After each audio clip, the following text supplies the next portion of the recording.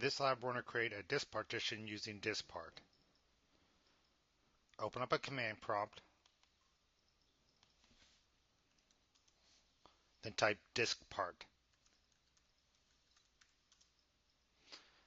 Now, because it is an administrative program, we need to elevate our user account to be an administrator. So UAC is kicking in. So it's going to take a couple seconds to read the disk, and if I type in list disk, I can see that I have two hard disks. First one is disk 0. Partitions are always enumerated starting at 1. Disks are always enumerated starting at 0. So I have two disks. The first disk has no free space. It's completely used. That's where my OS is.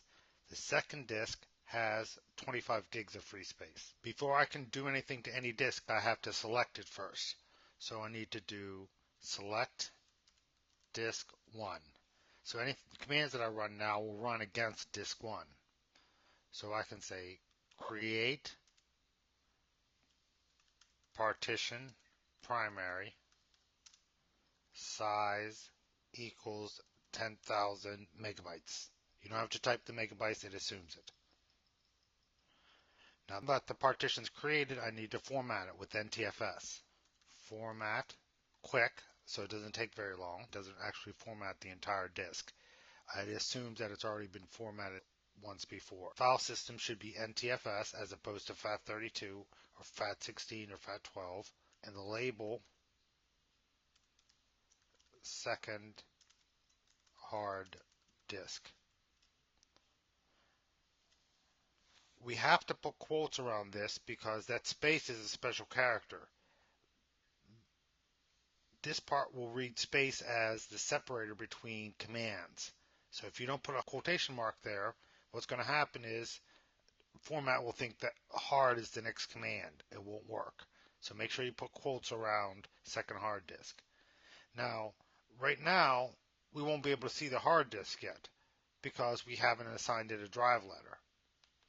So if I type in assign, it signed it the next available letter of E. So I can click here, then say open files, or I can go to computer and see that I have that hard disk. And it's about 10 gigs big. If I want to delete all the partitions on this hard disk, I would type clean. And that will wipe out all the partitions. Be very careful that you're not on disk 0, because if you do that on disk 0, it will wipe out all your partitions, including the recovery partition and your partition where Windows is installed. So at that point, you've deleted everything you have. Then type exit.